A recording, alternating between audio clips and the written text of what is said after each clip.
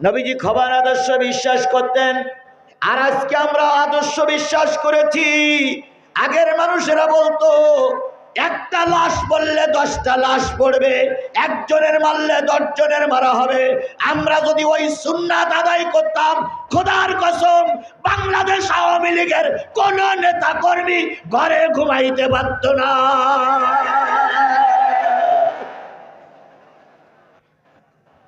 ওনারা তো প্রায়ই বলতেন যে আমরা চলে যাওয়ার পরে যারা মাঠে আছে ওরা যদি ক্ষমতায় আসে একদিনই 1 লক্ষ লোকের লাশ পড়বে।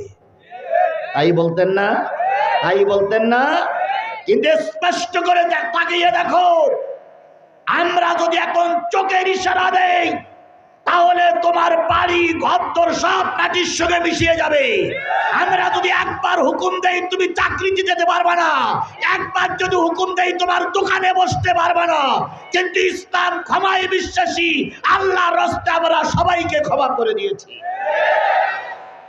কিন্তু সবাইকে মাফ করা যাবে না।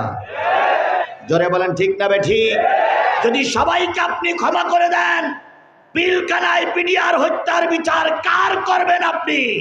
সবাইকে যদি আপনি মাফ করে দেন, হেফাজতের আলেমদের গুলি করে মারলো, আপনি যদি আজকে দরবারে দাঁড়িয়ে সবাইকে মাফ করে দেন, হেফাজতের আলেমদের আত্মা কষ্ট পাবে।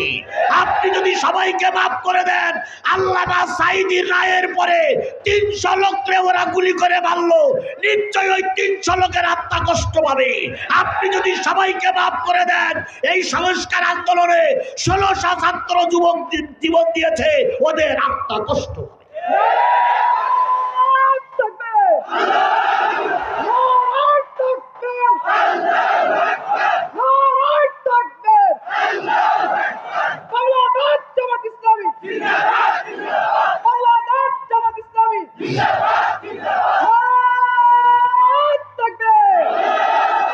আমার ভাইরা, আমরা আপনাদের সবাই চেহারা দেখে রেখেছি, সবাইকে আমরা দেখতেছি। কথা বলেন ঠিক না ঠিক? আপনারা যখন আমাদের সামনে বাকবাতুম করে ঘুরে বেড়ান, অতীতের ইতিহাস আমাদের মনে পড়ে যায়। কথা বলেন ঠিক না ঠিক? আমরা এখান থেকে 2 বছর আগে একটা মাহফিল এসেছিলাম, আমাদেরকে স্টেজে উঠতে দেন নাই আপনারা পুলিশ ডেকে এনে আমাদের মাহফিল বন্ধ করে দিয়েছিলেন। সব ইতিহাস আমাদের জানা আছে। যদি প্রতিশোধ দেই, একটাও ময়দানে ঘুরতে পারবেন না।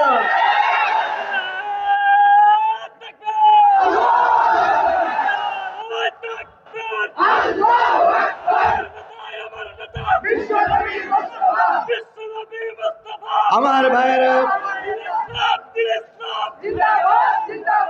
নবী রক্ত দিয়েছেন, মার খেয়েছেন, আবার যখন বিজয়ের মালা গলায় পরেছেন তখন সবাইকে নবী কি করে দিয়েছেন? মাফ করে দিয়েছেন। আল্লাহর রাস্তায় মাফ করে দিলে আল্লাহ তার পুরস্কারটা বেশি করে দেয়। আলহামদুলিল্লাহ। আমার ভাইরা, নবীর চাইতে দয়ার মানুষ, মায়ার মানুষ পৃথিবীতে আর কেউ ছিল? জোরে বলেন ছিল? আল্লাহর নবী সাল্লাল্লাহু আলাইহি সাল্লাম তখনও পর্যন্ত নবুয়ত পান নাই। খাদিজার সঙ্গে তখনও নবীজির দেখা হয় নাই, খাদিজার সঙ্গে তখনও মিল মহব্বত হয় নাই। কিয়ামত অবস্থায় প্রতি বছর মক্কার চত্বরে ওয়াকাজের মেলা নামক একটা বাজার বসতো। কিসের মেলা? ওয়াকাজ মেলা। এই ওয়াকাজ যদি আমরা বাংলা ট্রান্সলেশন করি তাহলে যেখানে ভালো কোনো কাজ হয় না সেইটাই তো ওয়াকাজ। কেউ বলে ওয়াকাজ, কেউ বলে কুকাজ, তাই না ভাই? যেখানে কোনো ভালো কাজ হয় না সেইটাই হলো ওয়াকাজ। ওয়াকাজের মেলা বসতো, বিশ্বের বিভিন্ন প্রান্ত থেকে লোক আসতো। যদি কোনো নারীর সন্তান না হতো ওয়াকাজের মেলায় আসতো, নারীকে উন্মুক্ত করে দেওয়া হতো। ওই মক্কার যত রাজনৈতিক দলের নেতা ছিল, নেতারা ওই নারীকে ব্যবহার করত। 15-20 দিন পরে ওই নারী যখন মা হয়ে বাড়ি যেত, তখন জাতির সামনে যে গর্ব করে বলতো, আমি ওয়াকাজের মেলা থেকে মা হয়ে বাড়ি ফিরেছি। তাহলে এটা তো ওয়াকাজের মেলা হওয়াই কথা নাকি? এরকম কাজ হলে ওয়াকাজের মেলা হবে না? পুণ্যের জন্য মানুষ ওয়াকাজের মেলায় আসতো, আর নেতারা তাদেরকে ব্যবহার করত। ঠিক সেই সময় একটা পুণ্য অর্জন করার জন্য জায়েদের বাবা হারেস আর হারেসের স্ত্রী মা সন্তান আর বাবা তিনজন এসেছে ওয়াকাজের মেলায় পুণ্য অর্জন করবে। নবী দয়ার মানুষের কথা বলতে যে হাদিসটা বলতেছি, অনেক দূর আসার পর মক্কার সন্নিকটে আসলো, এমত অবস্থায় রাত হয়ে গেল, কাবা চত্বর পর্যন্ত পৌঁছাতে পারলেন না। চোখটা একটা টিম টিম করে আলো জ্বালিয়ে বাপ মার সন্তানকে নিয়ে ঘুম পড়েছে। রাতের অন্ধকারে দুর্বৃত্তরা বুঝলো দূরে যখন আলো জ্বলতেছে নিশ্চয় ওখানে কোনো মানুষ আছে। ওরা ওখানে চলে গেল, মার বাবাকে বন্দি করে ছোট্ট জায়েদকে কিডন্যাপ করলো, বাজারে বিক্রি করার জন্য উঠালো। খাদিজার লোকজন খাদিজা ওই ছোট্ট বাচ্চাটারে কিনে নিলেন, লালিত পালিত করতেছে। মা বাবার চোখে পানি, মানুষ মানুষের বিক্রি করতেছে। এই সময়টার নাম হলো আয়ামে জাহিলিয়াত। কিছুদিন পরে খাদিজার সঙ্গে নবীজির পরিচয় হলো, বিয়েও হলো। যখন খাদিজার সঙ্গে নবীর বিয়ে হলো তখন খাদিজার বয়স কত আর নবী মুহাম্মাদের বয়স কত? তখন আল্লাহর নবী নবুয়াত পান নাই। খাদিজা রাদিয়াল্লাহু তাআলা আনহা প্রথম বাসর রাত্রিতে যে নবী মুহাম্মাদের হাতে বললেন, ও ভাতিজা মুহাম্মদ, ও আব্দুল্লাহর বেটা মুহাম্মদ, আমি এই ছোট্ট বালক জায়েদকে তোমার খেদমতে উপহার দিয়ে দিলাম। এবার বলুন তো, এই বাচ্চাটার বয়স যদি 7 বছর হয়ে থাকে তাহলে নবী নবুয়াত পাইলেন কত বছর বয়সে? তাহলে নবীর 40 বছর পড়তে 15 বছর বাকি, আর এদিক 7 বছর। তাহলে যখন নবী নবুয়াত পাইলেন তখন বাচ্চাটার বয়স কত হবে? 22 বছরের একটা যুবক। এতদিন পর্যন্ত আল্লাহ রসুল সকলের কাছে ভালো ছিলেন, যেই না নবুয়াতের দাওয়াত দিতে শুরু করলেন, নবীর কালেমার দাওয়াত দিতে শুরু করলেন, ভালো লোকের কাছে তিনি খারাপ হয়ে গেলেন। কথা বলেন ঠিক না বে ঠিক? আজও বাংলাদেশে বহুত আলেম আছে, বহুত হুজুর আছে, যতক্ষণ পর্যন্ত দিন কায়েমের আন্দোলনের কথা না বলে ততক্ষণ পর্যন্ত রামপন্থী বামপন্থী আবু জাহেলদের কাছে ভালো থাকে। যেই না দিন কায়েমের কথা বলে আমাদের দেশে কিছু রামপন্থী বামপন্থীরা ওই আলেমদের সহ্য করতে পারে না।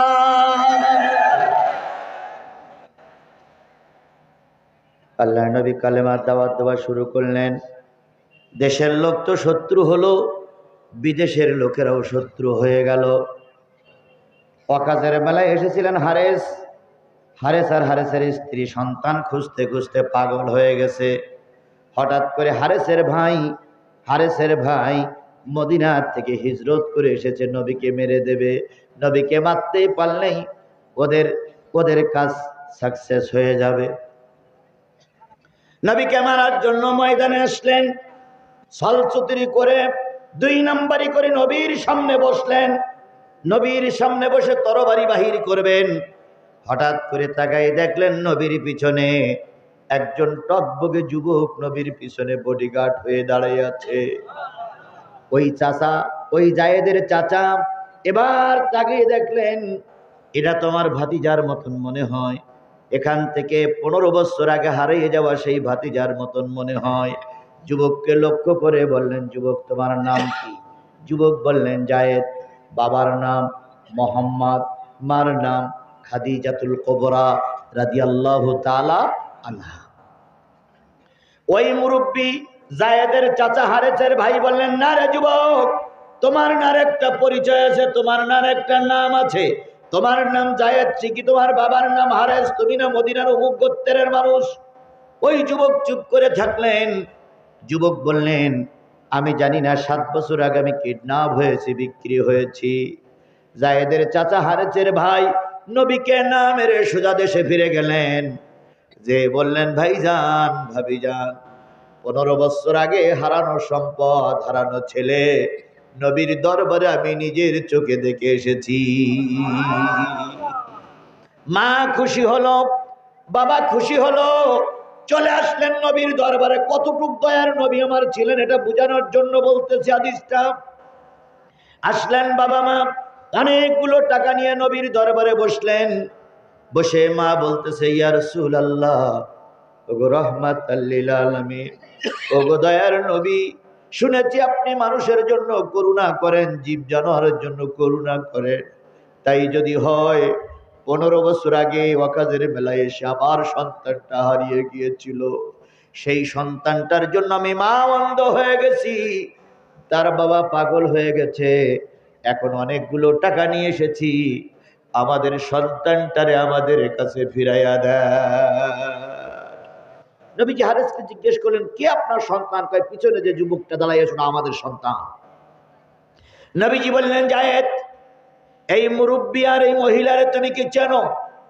জায়েদ বললেন, ইয়া রাসূলুল্লাহ, চিনি, উনি আমার বাবা আর উনি আমার মা। আল্লাহ নবী বললেন, জায়েদ রে, দেখো তোমার চোখে কত পানি, দেখো তো বাবার কি হাহাকার। ও জায়েদ, ঘরের ভিতরে যাও, খাদিজার কাছ থেকে বিদায় নিয়ে এসো, তোমার মাল সামানা নিয়ে তোমার বাপ মার সঙ্গে দেশে ফিরে যাও। আর নবী বললেন, হে ভাই এ বোন, তোমাদের টাকা নিয়ে যাও, আমি বিনা পয়সায় জায়েদকে মুক্ত করে দিলাম। জায়েদের চোখ বেয়ে টপ টপ টপ টপ করে পানি পড়তেছে। নবীজি বললেন, জায়েদ তুমি কি আমার কথা শুনেছো? কই, শুনেছি। তাহলে যাও না কেন? জায়েদ তখন বলেন, ইয়া রাসূলুল্লাহ, 7 বছর বাপ মার আওতাধীন ছিলাম, কারণে অকারণে বাবা মেরেছে বা মা বকা দিয়েছে, কিন্তু 15টা বছর আপনার দরবারে বসে আছি, 15টা বছর আপনার দরবারে, কত দিন কত রাত পার হয়ে গেছে নবী গো, কত খাবার খেয়েছি, আপনিও যা খেয়েছেন আমাকেও আপনি তাই খাওয়াইছে। রাতের অন্ধকারে ফিরে এসে আপনি যে কম্বলের ভিতরে ঘুমাইছেন, আমাকে সেই কম্বলের ভিতরে ঘুম পাড়াইছেন। আমি অনেক ত্রুটি বিচ্যুতি করেছি, একটি বারের জন্য আপনি আমাকে কালো মুখ করে কথা বলেননি। আপনার চেহারার দিকে তাকাইলে আমার জীবনটা ধন্য হয়ে যায়। আমি আপনার কাছে থাকতে চাই, আমি আমার বাপ মার সঙ্গে দেশে ফিরে যেতে চাই না। জায়েদের মার জায়েদের বাবা হারেস আর হারেসের স্ত্রী দুইজন বাচ্চাটার মুখের দিকে তাকায়ে নবীজির গলা জড়াই ধরে বলতেছি, ইয়া রাসূলুল্লাহ, শুনেছিলাম আপনি নিষ্ঠুর মানুষ, শুনেছিলাম আপনার মনে দয়া নাই, কিন্তু এখন এসে দেখলাম আমি জন্মদাতা পিতা আর আমার গর্ভধারিণী স্ত্রী তার মা, তাদের কথা ভুলে গেছে আপনার আচরণের কারণে। এই জন্য আমি আর সন্তানের দাবি করব না, আমার সন্তানকে আপনার জন্য কুরবান করে দিয়ে গেলাম। ও আমার জাতি, বাপ মায়ের চাইতে সুন্দর আচরণ যার ছিলেন তিনি হলেন নবী। কথা বলেন ঠিক না বেঠিক? পৃথিবীতে যত মানুষের সঙ্গে তুলনা করবেন, নবীর চাইতে ভালো মানুষ সমাজে আর খুঁজে পাওয়া যাবে না। সেই নবী তো আপনার নবী, সেই নবী তো আমার নবী। কথা বলেন ঠিক না বেঠিক? ওই নবীর নাম শোনার পরে যদি কেউ দুরূদ শরীফ না পড়ে, ওর চাইতে কৃপণ ব্যক্তি আর সমাজে কেউ হতে পারে না। সুতরাং আমরা সেই নবীর নামে দুরূদ আর সালাম দিয়ে শুরু করছি, সকলে মিলে বলছি সাল্লাল্লাহু আলাইহি ওয়াসাল্লাম। বন্ধুগণ, এই যে বিশাল জনতা, আপনারা এসেছেন কি হুজুরের চেহারা দেখতে না কোরআন হাদিস শুনতে? সবাই মিলে বলুন, কি শুনতে এসেছেন? কোরআন হাদিস শুনতে এসেছেন। আমি কোরআন থেকে যদি আলোচনা করি, আপনারা কি শুনতে রাজি আছেন? কোরআন থেকে আলোচনা করলে শুনতে রাজি আছেন? আওয়ামী লীগ, বিএনপি, জাতীয় পার্টি, জামাত ইসলাম সব দলের লোক এখানে আছে। কথা বলেন ঠিক না ঠিক? কিন্তু কোরআন তো কোনো দলীয় কিতাব নয়, কোরআন সকলের জন্য, সকল মানুষের জন্য। কথা বলেন ঠিক না ঠিক? তাহলে আপনারা এখানে যারা আছেন সবাই তো মানুষ, সবাই তো মানুষ। আলেম হোক, সাধারণ মানুষ হোক, কৃষক হোক, তারপরে রামপন্থী হোক, বামপন্থী হোক, যে হোক, এখানে হিন্দু হোক, মুসলমান হোক, সবাই কি? জোরে বলেন, সবাই কি? আর কোরআন কাদের জন্য নাজিল হয়েছে? মানুষের জন্য। সুতরাং এই কোরআন থেকে আলোচনা করলে যারা মানুষ, তাদের সবার কাছে ভালো লাগবে। এবার আসুন, এই মাহফিলটার নাম হচ্ছে ওয়াজ মাহফিল। কি মাহফিল? ওয়াজ মাহফিল। এবার হাদিসে যে আল্লাহ রাসূল বলেছেন, আদ-দীনু নাসিহাতুন সালাসা কুল্লা লিমান ক্বালা লিল্লাহ ওয়ালিকিতাবিহি ক্বালা লিল্লাহ ওয়ালিরাসূলিহি ওয়ালিকিতাবিহি ওয়ালিআইম্মাল মুসলিমিনা ওয়া উম্মাতিহিম। নবী আমার বলেন, ও আমার সাহাবীরা শোনো, যখন দ্বীনের নসিহত হবে, যখন ওয়াজ মাহফিল হবে, যখন কোরআন হাদিসের আলোচনা হবে, বক্তা এবং শ্রোতা যারা থাকবে তাদের ভিতরে 5টা বিষয়ের আলোচনা করা লাগবে। যেই মাহফিলে 5টা বিষয়ের আলোচনা হয় না, ওইটা দ্বীনি মাহফিল হতে পারে না। তাহলে এটা যদি ওয়াজ মাহফিল হয়, রাসূলের হাদিস অনুসারে কয়টা বিষয়ের আলোচনা করা লাগবে? সবাই মিলে বলুন, কয়টা বিষয়ের আলোচনা করা লাগবে?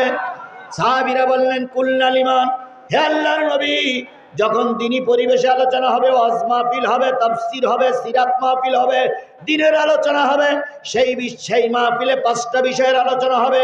সেইগুলো কি কি? হুজুর বললেন, যখন দ্বীনি আলোচনা শুরু করবা, সর্বপ্রথম আল্লাহর নাম নিয়েই শুরু করবা।